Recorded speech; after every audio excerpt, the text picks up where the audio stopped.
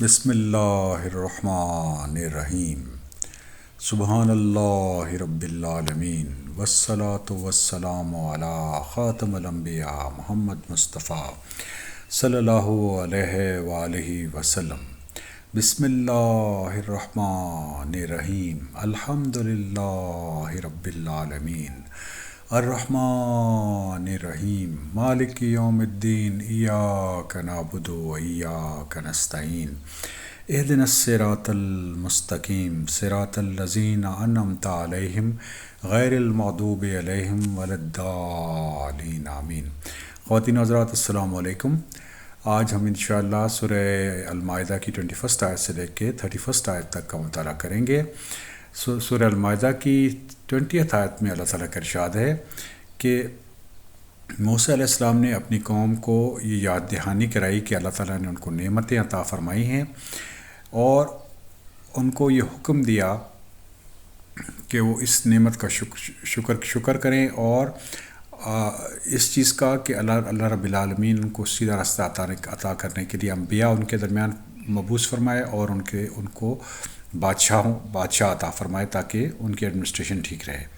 اور ان کو وہ چیز عطا کی جو کہ اللہ رب العالمین نے کسی کو بھی اس کائنات میں عطا نہیں فرمائی۔ تو سورہ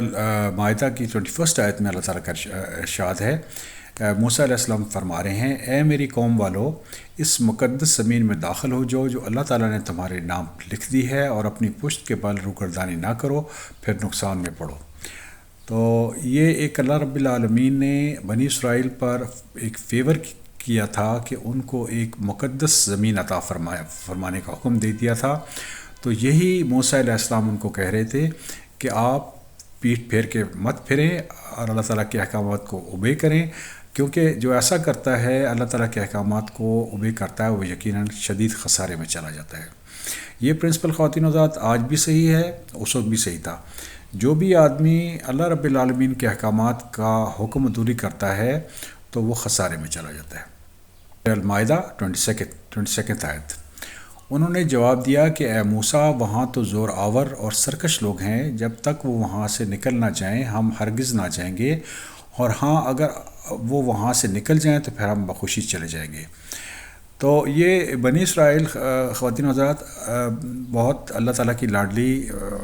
نیشن تھی اور بہت فیورڈ نیشن تھی، لیکن اس میں گناہ کا ایلیمنٹ بھی بہت تھا اور نافرمانی کا ایلیمنٹ بھی بہت تھا۔ موسیٰ علیہ السلام سامنے کھڑے ہو کر ان کو حکم دے رہے تھے کہ آپ اس جہاد کو شروع کریں، لیکن وہ خوفزدہ ہو گئے، اور انہوں نے کہا کہ یہ جابر لوگ ہیں، اور جب تک آپ ان کو ادھر موجود ہیں شہر کے اندر ہم وہاں نہیں جائیں گے، ہاں اگر یہ وہاں سے نکل جائیں لوگ تو پھر ہم اس جگہ پہ داخل ہو جائیں گے۔ سورہ المائدہ 23 آیت۔ دو اشخاص نے جو خدا ترس لوگوں میں سے تھے، جن پر اللہ تعالیٰ کا فضل تھا، کہا کہ تم ان کے پاس دروازے میں تو پہنچ جاؤ، دروازے میں قدم رکھتے ہی یقیناً تم غالب آ جاؤ گے، اور اگر تم مومن ہو تو تمہیں اللہ تعالیٰ پر بھروسہ رکھنا چاہیے۔ تو خواتین حضرات، جب بھی جہاد ہوگا اس صورت میں جو مومن ہے اس کو رب العالمین پر توکل کرنا چاہیے، اور توکل جیسے میں نے عرض کیا تھا کہ بھرپور تیاری کرنی چاہیے، اور جب اللہ تعالیٰ فتح فرمائے تو اس کا شکر کرنا چاہیے۔ تو بنی اسرائیل کے دو لوگوں نے اپنی قوم سے کہا کہ اللہ تعالیٰ نے آپ لوگوں پر بہت فضل کیا ہے، اور اگر آپ دروازے تک پہنچ گئے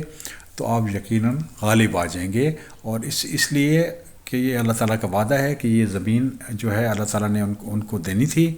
تو بنی اسرائیل کا کام یہ تھا کہ وہ اللہ تعالیٰ پر توکل کرتے، لیکن انہوں نے ایسا نہیں کیا۔ سورہ المائدہ 24 آیت۔ قوم نے جواب دیا کہ اے موسیٰ، جب تک وہ وہاں ہیں تب تک ہم ہرگز نہ جائیں گے، اس لیے کہ آپ اور آپ کے پروردگار جا کر دونوں ہی لڑ بھڑ لو، ہم یہیں بیٹھے ہوئے ہیں۔ تو خواتین حضرات، جب بھی اللہ رب العالمین کا احکامات کو نگیٹ کرتا ہے کہ انسان تو کم ہمت ہو جاتا ہے۔ تو یہ بنی اسرائیلی قوم بھی اس وقت اللہ تعالیٰ کے احکامات کو نگیٹ کر رہی تھی، اللہ کے رسول سامنے کھڑے ہوئے تھے اور ان کو جہاد کا حکم دے رہے تھے اور وہ اللہ تعالیٰ کے احکامات کو نگیٹ کر رہے تھے، تو ایسی صورت میں انہوں نے یہ کہا کہ ہم ہرگز یہاں سے نہیں جائیں گے، آپ جائیں اور آپ کی رب جائیں اور جا کے ان سے لڑائی کریں، ہم تو یہیں بیٹھے ہیں۔ سورہ المائدہ 25 آیت۔ موسیٰ علیہ السلام کہنے لگے، الہی مجھے تو بجز اپنے اور اب میرے بھائی کے کسی اور پر اختیار نہیں ہے،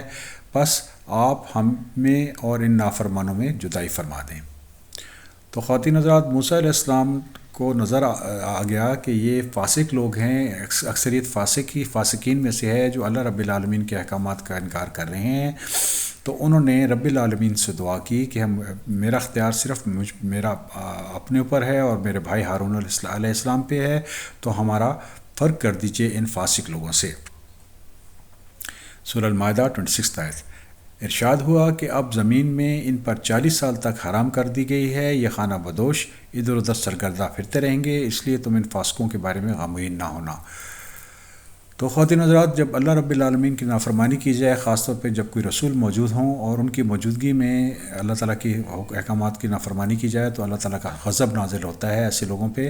اور اللہ تعالیٰ نے ان لوگوں کے بارے میں بھی یہ حکم دے دیا کہ اب یہ خانہ بدوشی کی زندگی گزاریں گے 40 سال تک، اور ان کو کوئی زمین میں جگہ نہیں ملے گی۔ اور اللہ رب العالمین نے موسیٰ علیہ السلام سے فرمایا کہ جو فاسق لوگ ہیں ان کے بارے میں آپ غم نہ کریں۔ سورہ المائدہ 27 آیت۔ آدم علیہ السلام کے دونوں بیٹوں کا کھرا کھرا حال بھی انہیں سنا دو۔ ان دونوں نے ایک نذرانہ پیش کیا، اس میں سے ایک کی نظر تو قبول ہوگی اور دوسرے کی مقبول نہ ہی، تو وہ کہنے لگا کہ میں تجھے مار ہی ڈالوں گا، اور اس لیے کہ اللہ تعالیٰ کا تقوی والوں کو ہی قبول فرماتے ہیں۔ تو خواتین حضرات، یہ جہاد کی بات ہو رہی ہے بنی اسرائیل کی، اور یہاں پہ قتل کا ذکر آ رہا ہے، دوبارہ پھر بنی اسرائیل کا ذکر آئے گا کہ ان کو قتل کے بارے میں کیا ہدایت ملی تھی۔ تو یہاں پہ آدم علیہ السلام کے 2 بیٹوں کا قصہ موجود ہے، جس میں سے دونوں نے اللہ رب العالمین کے نام پہ قربانی کی۔ اس زمانے میں جس کی قربانی قبول ہوتی تھی، اوپر آسمان سے ایک آگ آتی تھی اور اس کو اچک لیتی تھی، اور دوسری جو ہوتی تھی وہ قبول نہیں ہوتی تھی، اس پہ آگ نہیں آتی تھی۔ تو یہی ہوا کہ ایک بھائی کی جو قربانی تھی وہ اللہ تعالیٰ نے قبول کر لی، دوسرے نے کہا کہ میں تمہیں قتل کر دوں گا، اور اللہ تعالیٰ جو پہلے بھائی تھے جن کی قربانی کو قبول ہو گئی تھی، انہوں نے فرمایا کہ اللہ تعالیٰ صرف متقین کا ہی قربانی قبول کرتے ہیں۔ تو یہ بہت امپورٹنٹ آسپیکٹ ہے خواتین و حضرات۔ اللہ رب العالمین کو کسی چیز کی کوئی ضرورت نہیں ہے، ہمیں اللہ رب العالمین کی ضرورت ہے۔ اگر ہم کوئی چیز، اپنا مال یا اپنی کوئی اور قربانی اللہ رب العالمین کے دربار میں پیش کرتے ہیں، تو ہماری قربانی اسی صورت میں قبول ہوگی اگر ہمارے دل میں تقوی ہوگا، ایمان ہوگا اور تقوی ہوگا۔ یہ اصول آدم علیہ السلام کے بیٹوں کے لیے بھی صحیح تھا اور ہمارے لیے بھی صحیح ہے۔ اگر ہم چاہتے ہیں کہ ہماری عبادات قبول ہوں، ہماری قربانیاں قبول ہوں، تو ہمیں تقوی اختیار کرنا چاہیے۔ سورہ المائدہ 28 آیت۔ تو ان کے بھائی نے کہا، گو تو میرے قتل کے لیے دست درازی کرے، لیکن میں تیرے قتل کی طرف ہرگز اپنا ہاتھ نہ بڑھاؤں گا، میں اللہ تعالیٰ سے پروردگار عالم سے خوف کھاتا ہوں۔ تو جو متقی بھائی تھے انہوں نے اپنے دوسرے بھائی کو کہا کہ میں اللہ رب العالمین کا خوف اختیار کرتا ہوں، اور اگر تم مجھے قتل کرنے کی کوشش کرو گے تو میں اپنا ہاتھ تمہاری طرف نہیں بڑھاؤں گا۔ سورہ المائدہ 29 آیت۔ میں تو چاہتا ہوں کہ تو میرا گناہ اور اپنے گناہ سر پہ رکھ لے اور دوزخیوں میں شامل ہو جائے، ظالموں کا یہی بدلہ ہے۔ تو جو بھی آدمی قتل کرتا ہے اس کے بارے میں رب العالمین کا ارشاد ہے، ناحق قتل کرتا ہے اس کے بارے میں رب العالمین کا ارشاد ہے کہ اس کو آگ میں داخل کر دیا جائے گا۔ اور یہی چیز حابیل نے اپنے بھائی قابیل سے کہی کہ اگر وہ ان کو قتل کریں گے تو اس صورت میں ان کا گناہ ان کے سر پہ ہوگا اور وہ دوزخیوں میں شامل ہو جائیں گے، اور جو ظلم کرتا ہے، قتل کرتا ہے، ناحق قتل کرتا ہے، اس کی جزا یہی ہے کہ وہ جہنم میں جائے گا۔ سورہ المائدہ 30 آیت۔ بس اسے اس کے نفس نے اپنے بھائی کے قتل پر آمادہ کر لیا اور اسے اس نے قتل کر ڈالا، جس سے نقصان پانے والوں میں سے ہو گیا۔ تو جو قابیل تھے ان پر